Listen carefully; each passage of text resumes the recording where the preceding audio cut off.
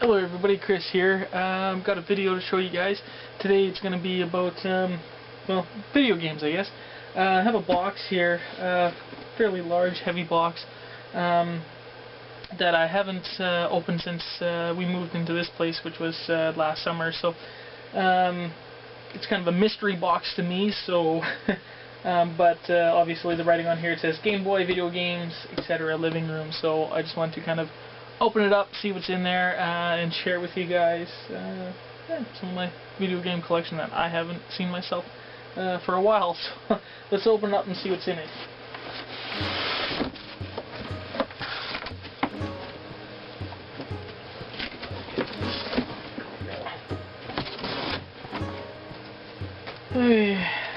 This was just a CD when Twilight Princess was coming out. I think it had some previews and whatnot, so I kept that because pretty excited about Legend of Zelda. Got a lot of Zelda in here. It's pretty cool. Link's crossbow training. It's got everything in there. I think I'd gotten 2 copies of those because every time you purchased the gun, then you had gotten the video game with it. So it was only like 20 bucks for the gun or whatever. So I think I gave 1 copy to somebody else. But that's a good one.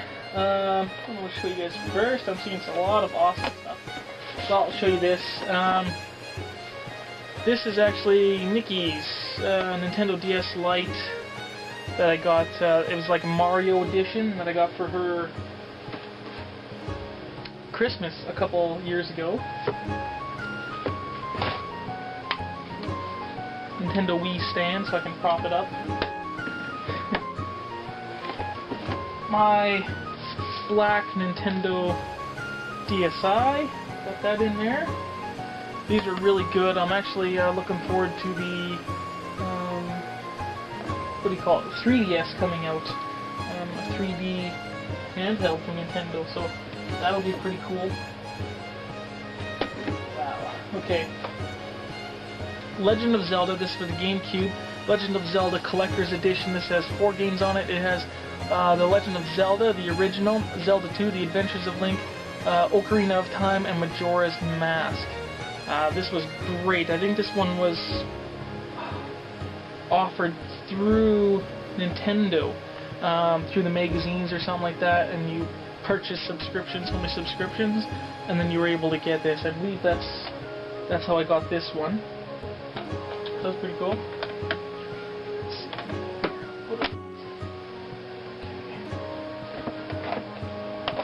This one, 2 game bonus discs. This again for the GameCube.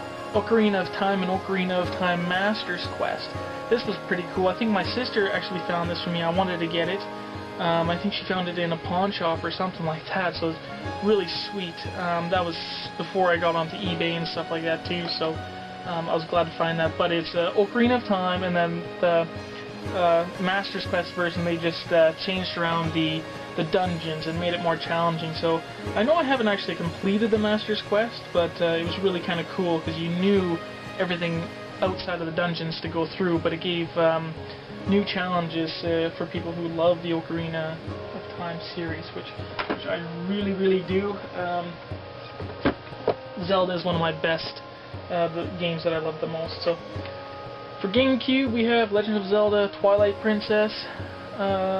Comes close to doing well against Ocarina of Time. Probably in the Zelda series, Ocarina of Time is probably the best, but this comes pretty close to kind of, I don't know, reimagining it of sorts. But yeah, still Ocarina of Time is overall best. But a good video game. The new Zelda is coming out, I know, sometime within this year, so I'm really looking for the new Zelda. That's called Skyward Sword. Continuing with Zelda, I have Legend of Zelda 4 Swords Adventures here, and I think there was it was originally a GameCube, or not a GameCube, like a handheld, one of their other Game Boy games, and you're able to get on here, and there's a few things different, but pretty good. You can control 4 links, or you can get other people hooking up their Game Boys and controlling the other links too. Pretty sweet. What else did we got in here? I don't know, show you guys. I'm just looking. I'm like, yeah. Okay, and nothing in order here really. Resident Evil 2. This is one of the ones that actually first got me hooked onto the Resident Evil series with Leon S. Kennedy. That was really good stuff. Resident Evil 2. Here we have one of the latest, and well, not one of the latest. Resident Evil 5 is the latest, but Resident Evil 4 with Leon S. Kennedy. This was a super awesome game, and they changed it a little bit, the camera angles. It was kind of like an over-the-shoulder thing, and it was really, really cool. But yeah, one of the best Resident Evil games right there. Pretty sweet stuff. We have Resident Evil Code Veronica, and this is, it's got Chris in it, Chris Redfield, but mostly Claire Redfield. It's kind of her adventure trying to find her brother. We have Prince of Persia, Warrior Within. First Warrior Within, or first Prince of Persia game that got me hooked. Pretty cool. It's from Ubisoft. But one thing that was terrible with it, just at the end there was like a glitch, and I couldn't finish the game. It was a glitch that stopped you from going through this one portal to get to the final boss battle, and I ended up going through the whole game like 3 times or whatever, and going on the internet and finding out how to get past those glitches so you can finish the game. So it was a real huge annoyance. Ubisoft, you know, frigged up there, but the story and everything like that was just amazing. It was a great game. Legend of Zelda, The Wind Waker, pretty cool game. This is the first one that kind of really had this stylized, I don't know, this animation, I don't know, kind of look to it. But it turned out really well. I was a little iffy about, you know, the look of the game at first. I thought maybe, you know, it looks kind of stupid, kind of like Powerpuff Girls or something. But actually, when you got it, it was amazing. And Wind Waker has been, you know, definitely a classic and a fan favorite. Nintendo GameCube, Resident Evil, first one. And I know some of these Resident Evil games were, I think, first released on PlayStations and then ported to Nintendo versions. They're really, really good. Love them. Resident Evil 0. And that's got Rebecca and this other criminal guy. Whatever, can't remember some of it, but you know, the Resident Evil games are really great to get. You can never really go wrong with them. Resident Evil 3 Nemesis. And what was her name? Jill. I think it's Jill Valentine is one of the main characters you use. And the Nemesis here, just insane. The parts. There's different ways you could actually defeat him, or you could strategies. You can run away and stuff like that. It's just crazy. This bugger just chasing you out pretty much through the whole game is just intense, crazy stuff. Really good. The first Prince of Persia, Sands of Time for GameCube. When it first started out, you could really see how they were developing it, and that they using the sands and stuff like that. And just the Warrior Within became better, and the next one was kind of perfected and stuff like that. But yeah, really good. There, Prince of Persia, Sands of... Oh, what I got in here? Oh, this is something you guys probably haven't seen for a while. It's probably been on my channel, but this is a cover for the Hellboy animated Blood and Iron. And when I went to one of the first Calgary, not one of the first, but one of the first shows that I went to, the Calgary Comic and Entertainment Expo, I got, what was his name? Sean Galloway, I remember that his name, who did a little Hellboy sketch there. He was the, I don't know, the designer or whatever for the animated stuff. So that was neat, pretty cool there. I haven't seen that around for a while. Here is the Prince of Persia: The Two Thrones, and it's signed by Yuri Lowenthal, who was the voice actor for the prince. And he signs it here, and he says, "Time is an ocean in a story." You know, and then he signs it, Yuri Lowenthal, the prince. This was really kind of cool, with the sands kind of corrupted the prince, and you kind of get the good prince and the bad prince, which you can kind of see there. It's really sweet, and you got this chain weapon. It was really, really good. It just kind of threw me off. Like, the whole game was good, intense scenes, epic game. Just kind of threw me off at the end. You kind of expected a little bit better, or kind of a fight, sort of, between the good prince, bad prince thing, but didn't really turn it out. So I think the ending was a little bit of a letdown, but overall still really, really sweet game. What else we got in here? Let's pick this up. Don't know how much time I got. Some cords I got for, that looks like for a Nintendo Wii thing, Game Boy chargers. This is SP? I don't know, it's got some other games in here. Okay, Legend of Zelda Link's Awakening. This is for, what is it? Game Boy Color. We have Legend of Zelda Minish Cap, Game Boy Advance. That was pretty cool. That was a lot of fun. A lot of fun. I think one of the I think I've only beat like 2 of the Zelda handhelds, but I love collecting them all. Legend of Zelda Oracle of Seasons game cartridge, and that's for Game Boy Color. And this is Legend of Zelda Oracle of Ages,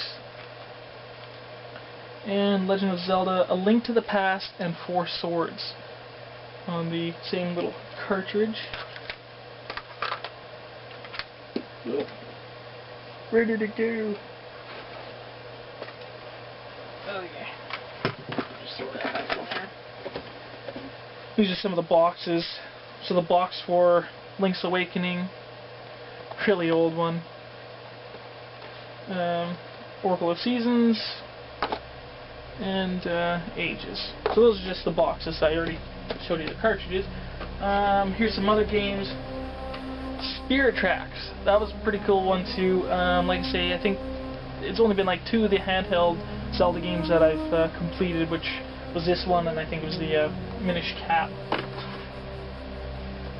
New Super Mario Brothers. This was Nikki's. This is what I got her to go with her Mario DS. Okay, sorry. 3 Zelda titles on handhelds that I've beaten, and Legend of Zelda Phantom Hourglass. That one was pretty cool too. That was nice. Like I say, you can never really go wrong with the Zelda stuff. Resident Evil Deadly Silence. Also, you know, if you take out the Deadly Silence DS, so little play there if you notice the capitals. And this was a Nintendo DS title. They just ported the original.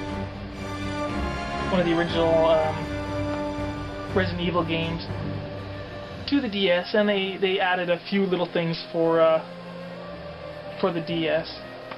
I haven't completed that one, but it was the title again, Resident Evil. I like collecting them, and just if you got some downtime, it's fun just to try it. But it's kind of hard on the handheld system. I think I showed you guys this one too a while ago. Assassin's Creed 2 Discovery. Really liked Assassin's Creed 2 and the Ezio character that I picked up the DS game. And I think I picked it up for cheap. I think I can't remember how much I got it for. It was under 20 bucks, I think. But yeah, it just adds on more to the mythology and the story of Assassin's Creed 2. And here's one that I got kind of for me and Nikki, Rhythm Heaven, and it's over 50 rhythm games. Tap, flick, and slide to the beat, it says in the back here. And it's just, yeah, a lot of little fun games to play with the touch screen, and just some music, you know, music games, getting into the beat and stuff like that. So it's kind of fun. Haven't completed everything, but that was fun stuff. Let's see here. Here's something really cool to show you guys. This box is a little ruined, but just gotta glue it. See there, the Navi, the little fairy from Legend of Zelda. And this was something I got, I think, a free gift from Nintendo for filling out some, I don't know, some questionnaires and stuff like that. So I thought it was really cool. Had to get it though. It was the stylus pen, and it looks like a little feather. And I believe this was for the Phantom Hourglass. So I really, when I like to play the games, I really only use this stylus with the Zelda games. Really great little gift from Nintendo. I wish Nintendo sometimes would do more collector's editions and, you know, put things like this in their collector's editions. But yeah, if you're on the Nintendo website and stuff like that, sometimes, you know, you can get some pretty cool collector's items from Nintendo. What else is in here? This was a pack that my wife bought me. I think it was for a birthday or Christmas too as well. This is Hellboy 2, the Golden Army Collector's Edition. It did come with a... oh, well, it's a different background in there too. Really kind of cool. I don't know if I want to show you, but this little figure, and let's see what else.